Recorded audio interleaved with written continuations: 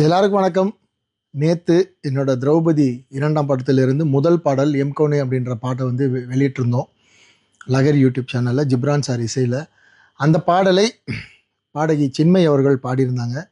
இந்த பாட்டை வந்து நாங்கள் டியூனாக ரெடி பண்ணப்பவே நான் வந்து சொல்லிட்டேன், சார் சின்மை மேடம் பாட வைக்கலாம், ரொம்ப அழகான ஒரு மெலடி இது, அவங்க பாடினாங்கன்னா அந்த பாட்டுக்கு ஒரு உயிர் இருக்கும். ஏன்னா நான் ரொம்ப நாளாக சின்மை மேடமோட ஃபேன் ஃபாலோவர். அவங்க அவ்வளோ அழகாக இருக்கும் அவங்களோட வாய்ஸ். அதனால தான் நான் தான் கேட்டேன், அவர் ஒத்துக்கிட்டார். அண்டு செல்வமீரா வந்து பாடல் வரிகள் எழுதினதுக்கப்புறம் மேடமை கூப்பிட்டு சாங் ரெக்கார்டிங் பண்ணோம். ஜிப்ரான் சார் தான் அந்த பாடலை வந்து பதிவு செஞ்சார், நான் இல்லை அவங்க பதிவு செய்கிறப்ப. பட் அவங்களுக்கு என்னோடய டீம்லேருந்து போய் ஷூட் பண்ணுறத வீடியோலாம் எடுத்தாங்க, எக்ஸ்பிளைன்லாம் பண்ணியிருக்காங்க எந்த மாதிரியான மூடில் இந்த பாடல் வருது அதெல்லாம். ஸோ இதெல்லாம் நல்லபடியாக முடிஞ்சிச்சு. நேற்று அந்த பாடல் வெளியிடறதுக்காக ஒரு ப்ரமோ போட்டப்போ அதில் அந்த சின்மை மேடமோட விஷுவல்ஸ் வந்தது. அதை பார்த்த சில பேருக்கு வந்து என்ன நடந்துச்சுன்னு புரியல. எனக்கு நான் ட்விட்டரில் ரெகுலராக இருக்கிறதால, எக்ஸில் ரெகுலராக இருக்கிறதால எனக்கு வந்து அது புரிஞ்சிச்சு. உடனே ஒரு கண்டினியூஸாக ஒரு 30 பேர் வந்து சின்மை மேடமாக கண்டினியூஸாக அட்டாக் பண்ணுறாங்க. என்னென்னா, இந்த மாதிரி திரௌபதி, ருத்ரதாண்டவம், பகாசுரன் போன்ற படங்களெல்லாம் எடுத்தார்.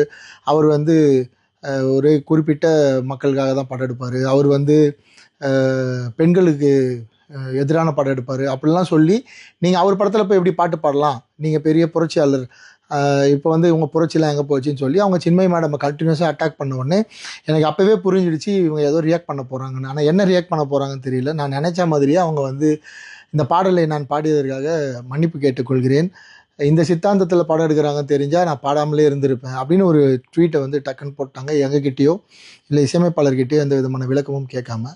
அது எங்களுக்கு ரொம்ப அதிர்ச்சியாக தான் இருந்தது. ஏன்னா ஒரு படக்குழுவாக ஒரு இவ்வளோ பெரிய பட்ஜெட்டில் இவ்வளோ பெரிய ஒர்க் பண்ணி இதில் என்ன பண்ணியிருக்கோம், என்ன கண்டென்ட்னு கூட தெரியாது யாருக்கும், அவங்களுக்குமே தெரியாது. ஒரு வாட்டி கேட்டுருக்கலாம், இந்த மாதிரி சொல்கிறாங்க என்ன உங்கள் நிலைப்பாடுன்னு கேட்டுட்டு கூட அவங்க ஒரு முடிவு எடுத்துருக்கலாம்.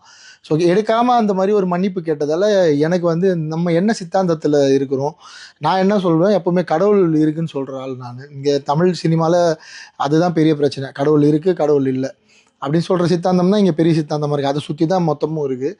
எனக்கு தெரிஞ்சு சின்மை மேடம் இது வரைக்கும் கடவுள் இல்லை, கடவுளுக்கு எதிராக பேசினது இல்லை. அவங்க சின்மை ஸ்ரீபாதா அப்படின்னு தான் பேர் வச்சுருக்காங்க. ஸ்ரீபாதானா என்ன அர்த்தம்னா ஸ்ரீபாதம், இறைவனோட பாதம் தான் அர்த்தம்.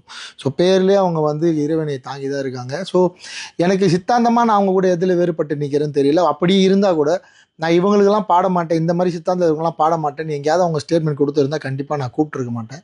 ரொம்ப விரும்பி ஆசைப்பட்டு அவங்க குரலில் தான் இந்த பாடல் பதிவாகணும்னு நான் தான் கேட்டேன். கடைசியில் இப்படி ஒரு விஷயம் நடந்துச்சு. எனக்கு என்ன தெளிவு வேணும் இந்த வீடியோ எதுக்காக அப்படின்னா, எதுக்கு மேடம் நீங்கள் வந்து வருத்தம் தெரிவிச்சிங்க, உங்களை வருத்தம் தெரிவிக்க சொல்லி, உங்களை வந்து இந்த பாடல் பாடினதுக்காக அப்பாலஜிஸ்ன்ற வார்த்தையை பயன்படுத்த சொல்லி உங்களுக்கு பின்னாடி இருந்து யாரோ புற அழுத்தம் கொடுத்துருக்காங்க, அவங்கக்கிட்டே எதுக்காக நான் என்னை வருத்தம் தெரிவிக்க சொன்னீங்கன்னு கேட்டு அது ஒரு விளக்கமாக நீங்கள் இதே ட்விட்டர்லையோ இல்லைனா உங்களோட லெட்டர் பேட்லேயோ ஒரு விளக்கம் கொடுத்தீங்கன்னா அது எங்களோட படத்தை எந்த வகையிலும் பாதிக்காமல், வியாபாரத்தை பாதிக்காமல் இருக்கும். பாடல் நல்லபடியாக போயிட்டுருக்கு, ஆர்கானிக்காக ஒரு 1 மில்லியன் வியூஸ் வந்து நம்ம இப்போ பேசிகிட்டு இருக்க இந்த நேரத்தில் பாடல் நெருங்கிடுச்சு. இருந்தாலும் என்னை சுற்றி இருக்கவங்க, என்னை இவ்வளோ நாள் சப்போர்ட் பண்ணுவாங்க, எனக்குன்னு இருக்கிற மக்கள், எனக்கு படம் பார்க்குற மக்கள் வந்து என்னை சுற்றி கேள்வி கேட்டே இருக்காங்க. அவங்க நிறைய கோரிக்கை வைக்கிறாங்க. அவங்களுக்கு வந்து நீங்கள் கொடுத்த இந்த ஸ்டேட்மெண்ட் மிகப்பெரிய வருத்தத்தை ஏற்படுத்தியிருக்கு. அண்ட் ப்ரொடியூசருக்குமே வந்து, சார் என்ன சார் நமக்கு பிஸ்னஸ் இதுக்கு பாதிக்குமா, அவங்க ஏன் அப்படி ஒரு ஸ்டேட்மெண்ட் நம்மளை கேட்காம கொடுத்தாங்கன்னு கேட்குறாரு. எனக்கு பதில் சொல்ல தெரியல. அதனால் சின்மை மேடம் என்ன காரணத்துக்காக நான் உங்களை நேரடியாக மீட் பண்ணி பேசினதில்லை, எனக்கும் உங்களுக்கும் எந்த விதமான எந்த தொடர்பும் இல்லை, எந்த விதமான பேச்சுவார்த்தையும் இல்லை. அப்படி இருக்கப்போ நான் ஏதோ பெரிய குற்றம் பண்ணிட்ட மாதிரி, தப்பு பண்ணிட்ட மாதிரி, இது ஒரு வகையான ஒரு ஒதுக்கி வச்சு பேசுகிற மாதிரி, ஒரு மாதிரி நான் ஏதோ பெருசாக இந்தியா நாட்டை தாண்டி வெளியே இருக்கிறவங்களுக்கு வந்து நான் ஏதோ ஒர்க் பண்ணி என்னை வந்து அது அந்த வார்த்தை கரெக்டாக எனக்கு பிரயோகிக்க தெரில, அப்படியான ஒரு ஸ்டேட்மெண்ட் மாதிரி இருக்குது. ஸோ தயவு செஞ்சு நீங்கள் ஒரு விளக்கம் கொடுப்பீங்கன்னு நான் நினைக்கிறேன். அப்படி விளக்கம் கொடுக்க விருப்பம் இல்லைன்னா நீங்கள் போட்ட அந்த பதிவையாவது நீங்கள் நீக்கிடணும். ஏன்னா அது இந்த படத்தை வியாபார ரீதியில் எந்த வகையிலும் அது பாதிக்கக்கூடாதுன்னு நான் உங்களை கேட்டுக்கிறேன். And thank you. அவ்வளோ பெரிய பிரச்சனை வந்தப்பவும் என் கூட நின்று இந்த பாடலை வந்து பொதுமக்கள் கிட்ட, வெகுஜனம் கிட்ட கொண்டு போய் சேர்த்து ரசித்து கொண்டாடிட்டு இருக்கீங்க. உங்கள் அத்தனை பேருக்கும் என்னுடைய நன்றி. மற்ற மொழியிலும் இந்த பாடல் வெளியாகி இருக்குது.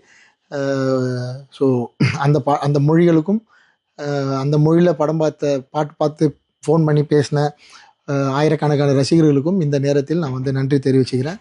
விரைவில் சின்மை மேடம் கிட்டேருந்து ஒரு நல்ல பதில் எதிர்பார்க்குறேன். தேங்க்யூ.